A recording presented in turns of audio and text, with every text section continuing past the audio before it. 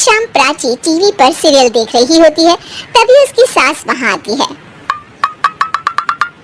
अरे सीरियल में तो ऐसे मग्न है जैसे आज रात का खाना पड़ोसी आकर बनाएंगे। मुझे पता ही नहीं था आपने अपने बेटे की शादी पड़ोस में भी की हुई है। हैं? मतलब? मतलब इस घर में सारा काम बहू ही करती है, आप तो सिर्फ खर्राटे मारती हैं। अच्छा जी, फिलहाल तो तुम आराम फरमा रही हो, चलो जाओ, ये मेरे टीवी देखने का समय है। इसलिए मुझे भगाया जा रहा है। सॉरी, अब तो बिल्कुल नहीं जाऊंगी। प्राची की इस बात पर दोनों सास बहू के बीच टीवी रिमोट के पीछे बच्चों जैसे छीना झपटी शुरू हो जाती है, जिसके बीच श्लोक भी काम से घर वापस आ जाता है। आज मेरी चूहे बिल्ली की जोड़ी किस बात पर झगड़ रही है? अरे तेरी बीवी मुझे टीवी ही नहीं देखने दे रही। अरे तुम्हारी मम्मी मुझे खाना बनाने के लिए फोर्स कर रही है। अरे वाह, ऐसे बेतुके रीजन पर तो बच्चे भी झगड़ा नहीं करते। अरे मुझे कुछ मत बोल, सब इसने ही शुरू किया है। हाँ, जैसे आप तो बहुत दूध की धूली है ना। अरे बस, दोनों चुप। प्राची जाओ, खाने की तैयारी करो।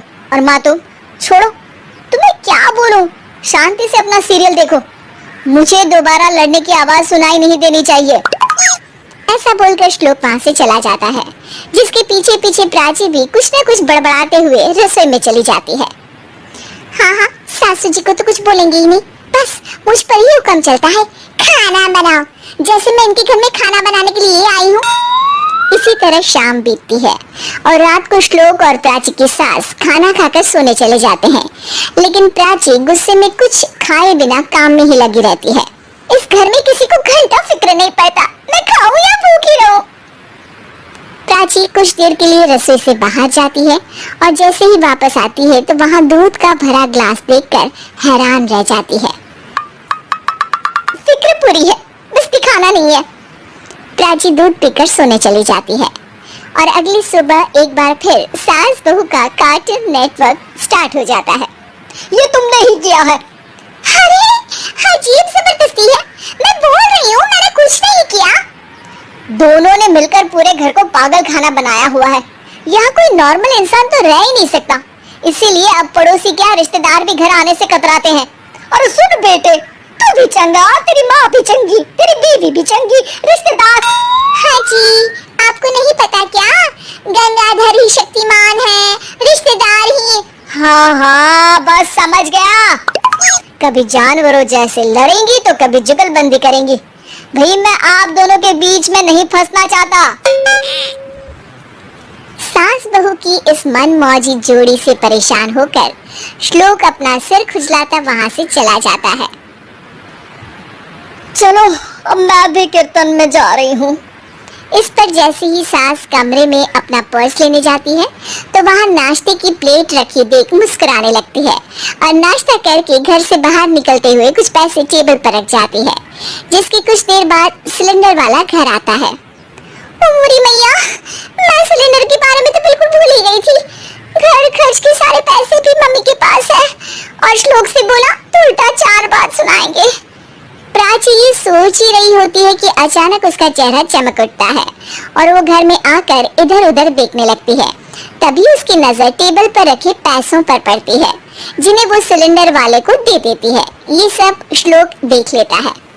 अच्छा बेटे, इतना बड़ा घोटाला, सबके सामने मैं तेरी दुश्मन और पीठ पीछे तेरी मेरी यारी। इस पर श्लोक एक प्लान बनाता है और शाम को सब एक साथ बैठे होने पर बोलने लगता है। माँ, तुम दोनों की बहुत लड़ाई होती है, इसलिए मैं सोच रहा हूँ कि प्राची को उसके घर छोड़ाऊं, इससे वो भी खुश रहेगी और तुम भी। अचानक श्लोक की ये बात सुनकर सास बहू शौक से उसकी तरफ देखती है। अरे ऐसे कैसे घर छोड़ाओगे, मुझे कहीं नहीं जाना। अरे तुमने बोला नहीं पर मैंने सुन लिया, तुम्हें मम्मी के साथ रहना अच्छा नहीं लगता, मुझे पता है। अरे वो हरे, जब बहू खुद कुछ काम बोले तो वो तुझे सुनता नहीं, और अब जो इसने बोला ही नहीं वो तू समझ गया। जब उसे नहीं जाना तो फिर जबरदस्ती क्यों कर रहा है? अच्छा, फिर आपको मौसी के घर छोड़ाता हूँ, बस अब आप दोनों एक घर में एक छत के नीचे नहीं रह सकती। मैं इस टॉम एंड जेरी की जोड़ी को और नहीं झेल सकता। हैं? ऐसे कैसे नहीं रह सकते? तुम्हें इतनी दिक्कत है तो तुम्हारा बोरिया बिस्तर पैक कर देती हूँ, लेकिन मम्मी जी कहीं नहीं जाएंगी। बिल्कुल यही सुनना था मुझे। अगर दोनों में इतना ही प्यार है फिर हर वक्त ये लड़ाई का नाटक क्यों करती हो? देखा मैंने कैसे माँ किचन में दूध रखती है और तुम उनके लिए कमरे में नाश्ता रखती हो, और कैसे वो पहले ही तुम्हारी दिक्कत समझकर घर में पैसे रखकर बाहर जाती है। अरे भाई, इतना ड्रामा तो डेली सोप में भी नहीं होता जितना तुम दोनों ने इस घर में फैलाया हुआ है। तू हमें टॉम एंड जेरी बोलता है ना, तो याद कर वो दोनों भी एक दूसरे को बाहर वालों की बुरी नजर से बचाने के लिए हमेशा सबके सामने लड़ते थे, लेकिन अकेले में दिक्कत के समय मदद भी तो करते थे। बस हमारा रिश्ता भी कुछ ऐसा ही है। और वैसे भी अगर सास बहू में तू मैं नहीं होती तो दुनिया वालों को कहानियां कैसे मिलेंगी?